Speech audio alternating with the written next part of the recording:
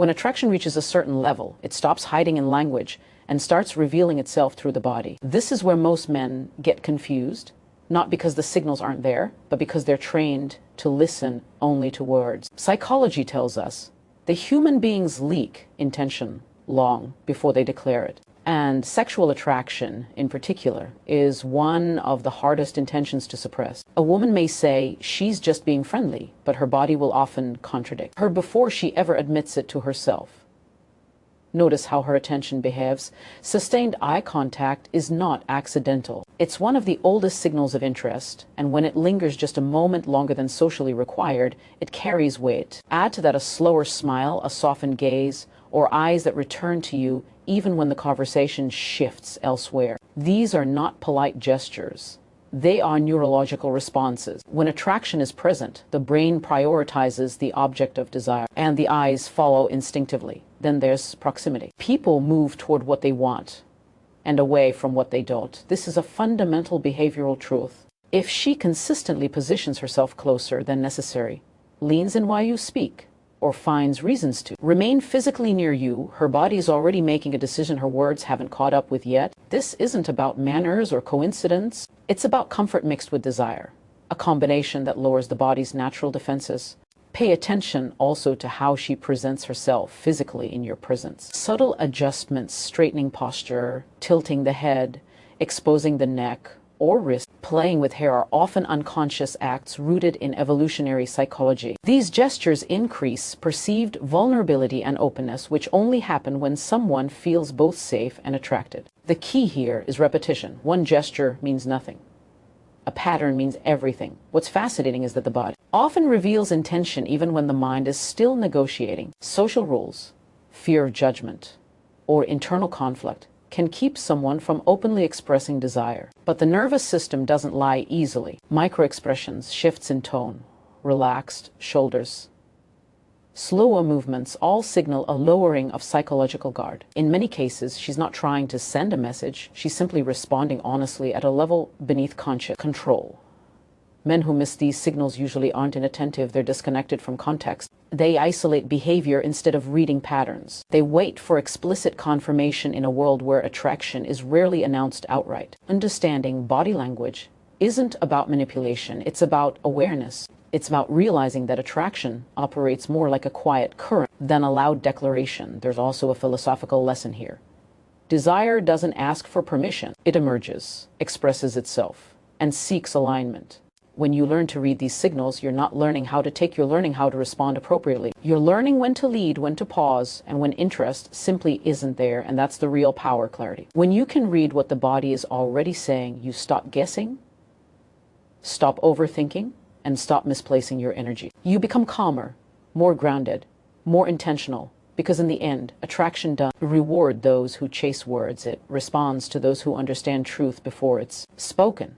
When attraction moves beyond curiosity, something subtle but powerful begins to happen. She starts creating space for you, not physically at first, but psychologically. This is where many men misunderstand intent, because the behavior doesn't look dramatic. It looks ordinary. Yet beneath it is a quiet desire to remove the world from the equation, to narrow attention until it's just the two of you. Privacy is not random.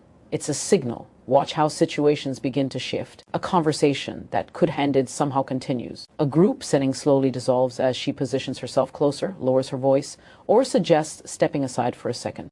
These moments aren't about logistics, they're about focus. When a woman is sexually interested, her mind seeks environments where emotional and physical awareness can deepen without interruption. Crowds dilute intimacy. Privacy concentrates it. Psychologically, this behavior is rooted in safety and anticipation. Desire needs both. She's not isolating you because she wants control. She's isolating you because attraction feels risky in public spaces. Being alone reduces social pressure and allows her to test comfort, chemistry, and response without an audience. It's not always conscious. Often, it's instinctive and inner pull toward a setting where vulnerability feels manageable. Notice how excuses are framed. Let me show you something. Walk with me for a moment. Stay a little longer. None of these requests sound sexual, and that's the point. Desire rarely announces itself directly. It disguises itself as practicality. The deeper the interest, the more natural the excuse feels. What matters isn't the reason she gives, but the consistency with which she creates these moments. There's also an emotional layer to this. When she wants privacy, she's inviting you into her personal rhythm. Time slows down. The conversation becomes less performative and more real. She may ask more personal questions, speak more softly, or pause more often. These pauses are important. Silence in private space is intimate. If she's comfortable with it, that comfort speaks volumes. Philosophically, privacy is where truth emerges. Public spaces demand roles, private spaces allow authenticity. When she seeks privacy with you, she's signaling a willingness to step outside social scripts. That doesn't guarantee intent, but it reveals openness, and openness is a prerequisite for sexual desire. Without it, attraction remains theoretical. With it, attraction becomes actionable. Men often misread this moment because they rush it or ignore it entirely. Some assume privacy equals obligation and move too fast. Others hesitate, fearing misinterpretation, and let the moment dissolve. Awareness is the balance point. Recognizing the signal doesn't mean forcing the outcome. It means matching her pace, grounding yourself, and responding with calm confidence. Critical to understand is that privacy is not about isolation. It's about invitation. She's not pulling you away from others. She's pulling you closer to herself. And how you respond to the invitation determines whether attraction deepens or fades. Presence matters. If you're distracted, uncertain, or performative, the moment loses its power. If you're attentive, relaxed, and grounded, chemistry has room to breathe. This is where leadership quietly enters, not dominance, not pressure, clarity. When you recognize why the space exists, you stop filling it with nervous energy. You allow the connection to unfold naturally. And in doing so, you demonstrate emotional intelligence, which is often more attractive traits. And any rehearsed line or gesture, because intimacy does. Begins with the courage to meet someone in the space they've intentionally created for you. At a certain point, attraction stops hiding in behavior alone and begins to surface in conversation. Not openly, not recklessly, but deliberately. This is where many men misinterpret what's happening because the words themselves may sound harmless. Yet beneath the surface, something more intentional is unfolding. When a woman's interest shifts towards sexual desire, the topics she chooses and the way she frames them quietly change. You'll notice the conversation becoming more personal, more probing. She starts asking about your past relationships, what you value in a partner, how you handle intimacy or conflict. Sometimes these questions arrive disguised as curiosity or humor. Sometimes they're indirect, framed as observations about people in general. But psychologically, she's gathering information. She's testing compatibility, emotional safety, and how you respond when the conversation steps beyond neutral ground. Then come the suggestive turns, not explicit, but intentional. Playful teasing, double meanings, comments that could be taken two ways. This isn't accidental language. Suggestiveness is a low-risk way to introduce sexual tension while maintaining plausible deniability. If you lean into it confidently and calmly, the energy deepens. If you retreat or overreact, the moment collapses. What she's really evaluating here is not your cleverness, but your emotional regulation. This conversational shift also reflects something deeper, boundary testing. Every relationship, romantic or otherwise, has invisible boundaries. When she begins crossing conversational ones, she's exploring whether you're capable of holding space without becoming needy, defensive, or performative. Sexual desire requires psychological stability. A man who can engage intimate topics without rushing or posturing communicates safety and self-awareness. Two traits closely linked to attraction. Notice how she reacts to your responses. Does she linger on your words? Does she follow up, dig deeper, or slow the pace of the exchange? These are signs that the conversation itself has become stimulating. At this stage, the words are no longer just information, they're vehicles for connection. The back and forth carries rhythm, pauses, and an underlying charge that wasn't there before. From a philosophical perspective, this is the moment where interest seeks recognition. Desire wants to be mirrored, not forced. She's offering an opening and watching how you meet it.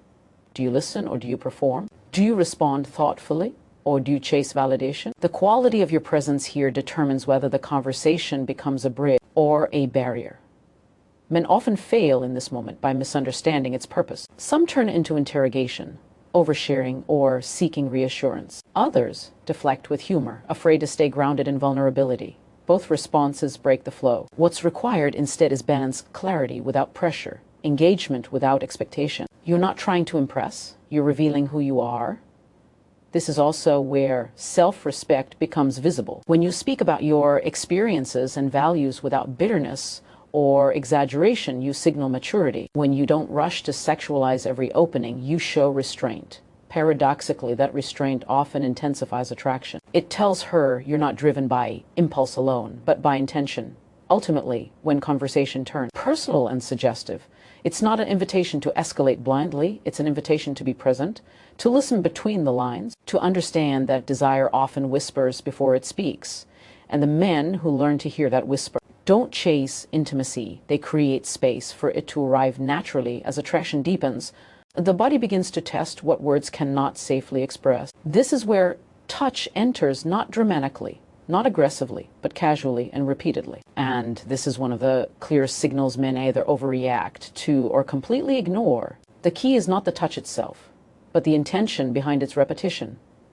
A light tap on the arm during laughter, a hand placed briefly on your shoulder while making a point, a playful push, a brush against your hand that lingers just a fraction longer than necessary. None of these gestures are overtly sexual on their own, but psychology teaches us that touch is never neutral when it's consistent. Physical contact reduces distance, increases familiarity, and builds comfort. When she initiates it more than once, she's not being friendly, she's assessing chemistry. Touch, in this context, is a question not spoken, but asked through action.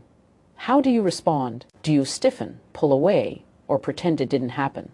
Or do you remain calm, grounded, and present? Your response matters more than the touch itself.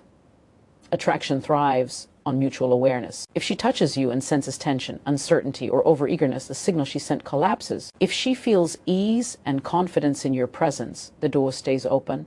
There's also a neurological layer to this. Physical touch releases oxytocin, the hormone associated with bonding and trust. Even light, brief contact can subtly shift emotional perception. When she initiates touch, she's unconscio, usly increasing connection while observing whether you can handle closeness without losing composure. This is why repeated casual touch is rarely accidental. It's an experiment in comfort and control. Men often misunderstand this moment by rushing to escalate. They assume touch is permission. It's not. It's information. It tells you that attraction exists, not that it demands immediate action. Responding too aggressively breaks the psychological contract. Responding too passively can signal disinterest. The balance lies in mirroring energy, not forcing momentum. Notice also where and when the touch happens. Public spaces, neutral zones, moments of shared humor or calm, these are safer environments for testing physical closeness. If she touches you in these contexts and doesn't withdraw when you maintain eye contact or continue the interaction, she's signaling comfort with proximity. Comfort is the foundation of desire. Without it, attraction remains theoretical. From a philosophical standpoint, touch represents trust before commitment. It's vulnerability in miniature. By crossing physical boundaries lightly, she's asking whether you respect boundaries while still being capable of leading. This dual expectation, respect and confidence, is what many men struggle to balance. But when you do, you communicate maturity without words. What's powerful here is restraint. You don't need to respond with immediate touch to validate the moment.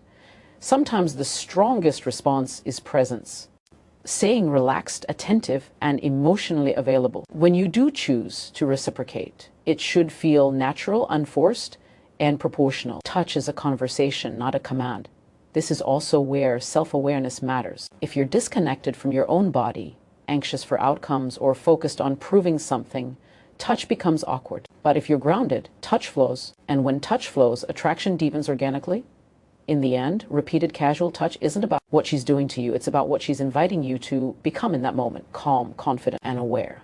Because intimacy doesn't begin with intensity, it begins with the ability to stay centered. When connection moves closer, as attraction matures, something paradoxical begins to happen. She becomes emotionally softer while simultaneously growing more physically expressive. This combination is not accidental. It's one of the clearest signs that interest has moved beyond curiosity and into desire. Many men misread this phase because they expect emotional openness and physical boldness to arrive separately. In reality, when a woman feels both safe and attracted, they arrive together. Emotional softness shows up first. Her tone changes. It becomes slower, warmer, less guarded. She shares thoughts that aren't polished for social approval, doubts, personal stories, moments of vulnerability. This isn't random disclosure. Psychologically, vulnerability is a test of trust.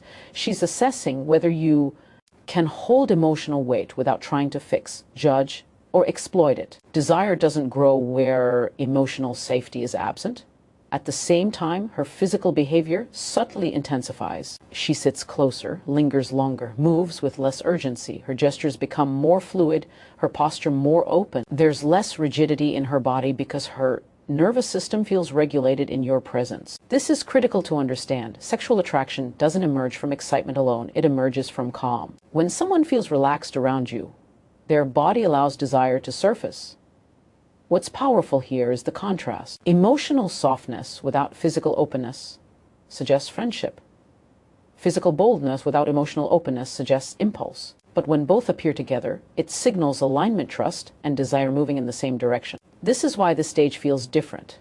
The interaction becomes slower, deeper, more charged, yet paradoxically more peaceful. Men often disrupt this phase by misunderstanding their role. Some lean too heavily into emotional intensity, turning the dynamic heavy or therapeutic. Others focus only on physical escalation, ignoring the emotional signal being offered. Both approaches fracture the balance. What's required instead is grounded presence. You listen without interrogating. You respond without performing. You stay centered rather than reactive.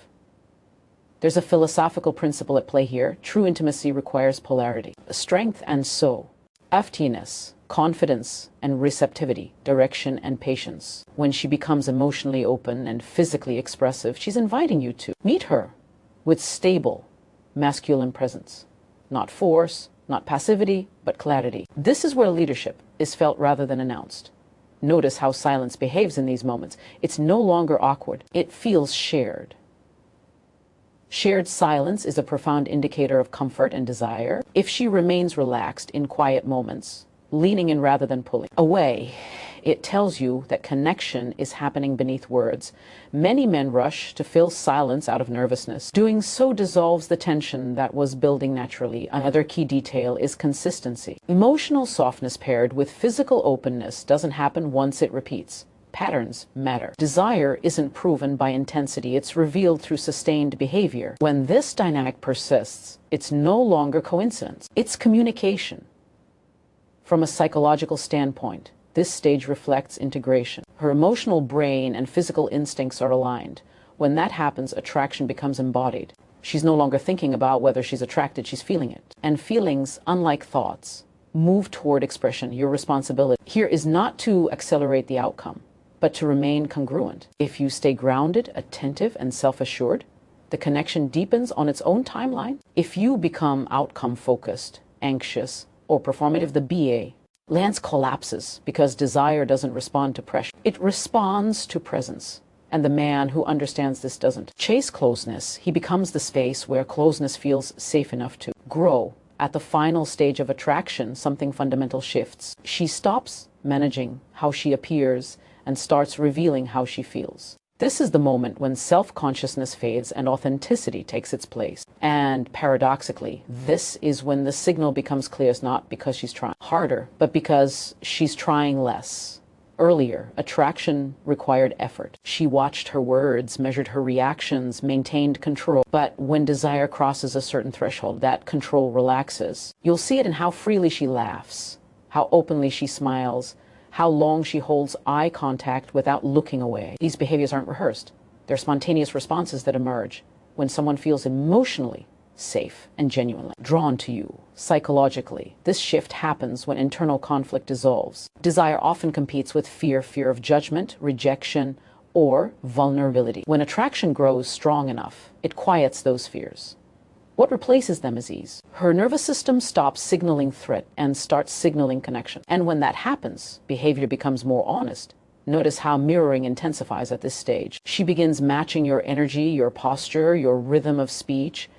This isn't imitation, it's resonance.